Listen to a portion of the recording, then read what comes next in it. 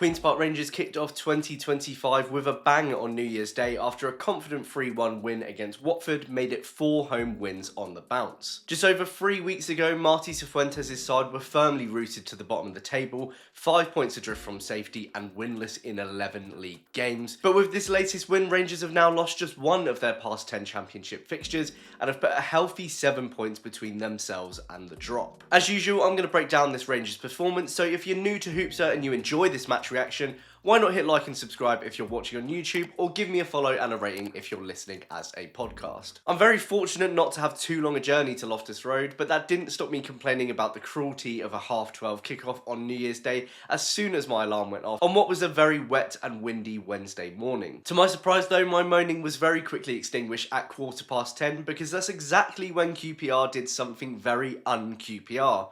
The January transfer window had only just opened, and we'd already announced a signing. Only 16 hours prior had West London Sport reported that QPR were looking to agree a deal to sign 21-year-old right-sided centre-back Ronnie Edwards on loan from Southampton, and here the club was first thing on the 1st of January announcing it was a done deal. I'm not usually a fan of loan signings that you don't have a chance of making permanent, but we absolutely need cover at centre-back, so I'm chuffed we've moved so quickly to address this.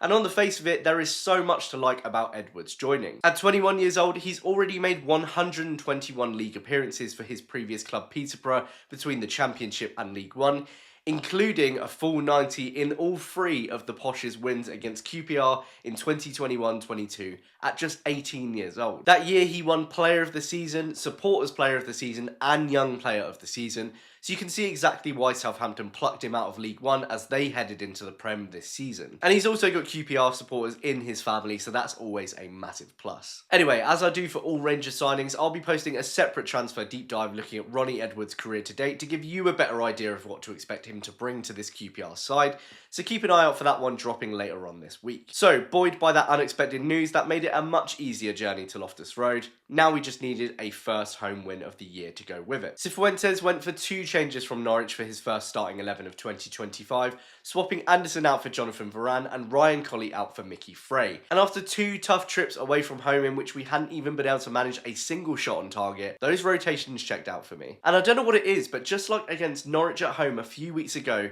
this Rangers side seemed to bloody love playing in the wind and rain. It took fit again Frey just 5 minutes to get himself on the score sheet in what was his first start since the 19th of October, thanks to a lovely little set-piece routine straight from the training ground from Powell and Morgan. Barely into their half, Kenny quickly slid the ball down the line and into space behind their defence for a running Morgan, who squared it cutely through a perfect gap of 4 Watford players to Frey to instinctively side foot home. It was an inch-perfect routine and it happened so quickly I couldn't believe it had actually worked. I'm a massive fan of Morgan's work on this one in particular, not only for the run, but his continual scanning to make sure that he could put in the right ball, which he executed perfectly. Paul Smith then nearly caught out Backman on 12 minutes when he laboured on the ball too long, putting the keeper on his arse, which resulted in him laying idle on the floor for 5 minutes out of what can only have been pure embarrassment. We struggled a little bit to get things going for the next 10 or so minutes. There were some nice passing moves in tight spaces, but we felt very right-sided, meaning Chair was quite isolated out on the left, and we couldn't really advance things down that wing, so it ended up being worked around the back again. Watford would actually have much more joy attacking down our right though, and that was partially because Harrison Ashby had a pretty rough first half here. Almost all of his decisions on the ball ended up with it going to an opposition player or off the pitch, usually because he was trying to move it on as soon as he received it. And his insistence on progressing down that right-hand side left us open at the back multiple times, exposing us to Watford's first real chance of the game on 22 minutes, when Chakvetete twice found himself free in space, reeling off a powerful effort from 25 yards that Nardi did well to pat down. Ashby was for the most part much improved in the second half, presumably with some fresh instructions from Marty, but save for a nice crossfield ball that Chair sadly couldn't capitalise on, he had a real mare in the first that a more effective team probably would have punished more. On 30 minutes, Yasser Larouci somehow avoided any kind of card after calls for a red for his foul on Paul Smith, a decision consistent with referee Stephen Martin's lenient officiating approach.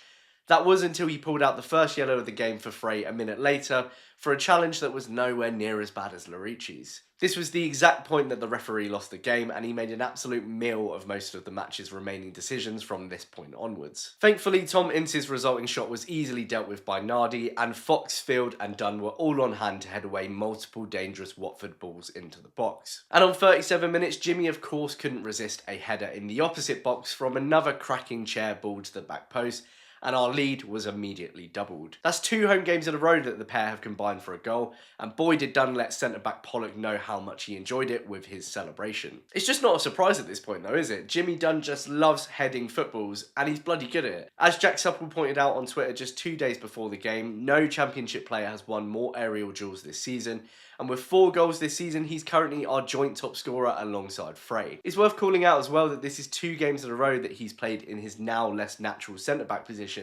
and not only has he defended excellently playing there, but clearly it comes at no cost to his goal threat. He made 18 clearances throughout the match, which was at least double of any other player on the pitch. I sincerely hope we've either got a nice new contract lined up for him, or it's already wrapped up and Nori's waiting for a rainy day to announce it, because there isn't a team in the league that wouldn't fancy a defender like this on a free in the summer. Watford upped the pressure for the rest of the half and had one strong chance to pull a goal back just before half time when Ngakia sent in a curling cross from the right to Bayo inside the box, but the Hornets' top scorer could only find the side netting. Thankfully, we didn't ease off the gas in the second half either. Rangers had a brilliant chance to find a third on 50 minutes when Bachmann was forced to slap away a dangerous falling ball sent in from Varane on the left, which Smith tried to hit on the volley, but the Watford keeper got himself in front of it again. The ball then fell fortuitously to the feet of Varane with an open net in front of him, but his attempt to place it somehow sailed well over the crossbar. That really is the only fault I can pick with his performance though, because after a grim cameo at Norwich,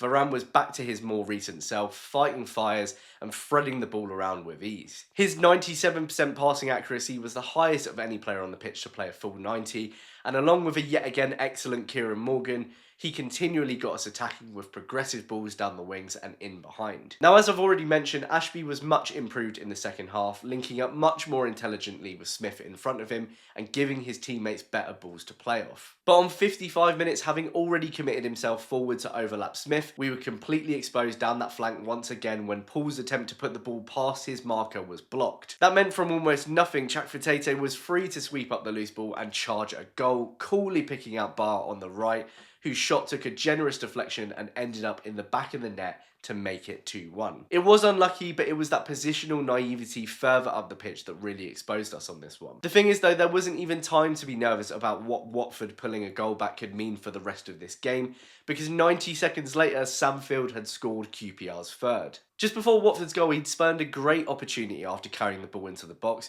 but he quickly made up for it when Smith, who was an absolute menace in this second half, dribbled into the box and looped the ball into the middle for Field to glance into the back of the net to make it 3-1. I can't believe I'm saying this, but we actually made it look easy. QPR's first 2 changes of the game followed shortly after the hour mark, with Jake Clark-Salter coming in for Fox and Colley replacing Frey, at this point looking like a walking red card with how often the ref was blowing up at him. Full credit to Frey though, because this was a physical and imposing performance in his first start in nearly 2 months, and he really showed us what we'd been missing without him. He links up well, he keeps defenders busy, particularly Sirota, who was all over him in the second half, even off the ball, and he offers us a real presence up top that we have really missed. Hopefully that's going to go a long way in helping us out away from home going forwards. As you'd expect, Watford once again continued to up the pressure in their search for more goals as the half went on. QPR's next double sub of Madsen and Saito in place of Morgan and Chair on 77 minutes helped to relieve this pressure though,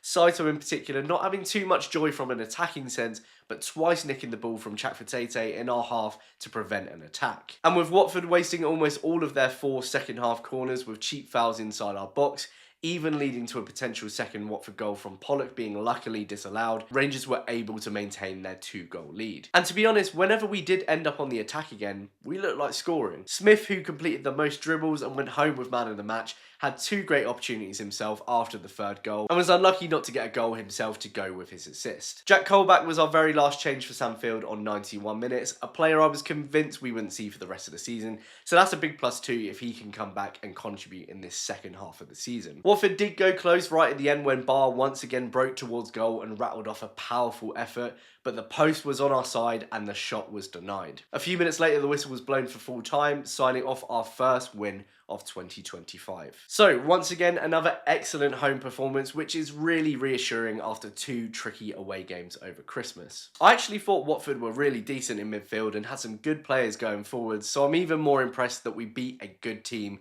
and we managed to keep tight at the back despite our shortages there. With Luton out of sorts on another team that struggles away from home, we have another great opportunity on Monday to extend this home run even further. And who knows, with how quickly we've made our first signing of the window, maybe we'll have made even more additions by then. Anyway, that's all from me for this one. Do let me know what you thought about this match in the comments below. And if you've enjoyed this match reaction and you're not already subscribed or following, then please consider doing so. Thank you so much for watching and listening, and make sure to keep an eye out for my Ronnie Edwards transfer deep dive. Cheers!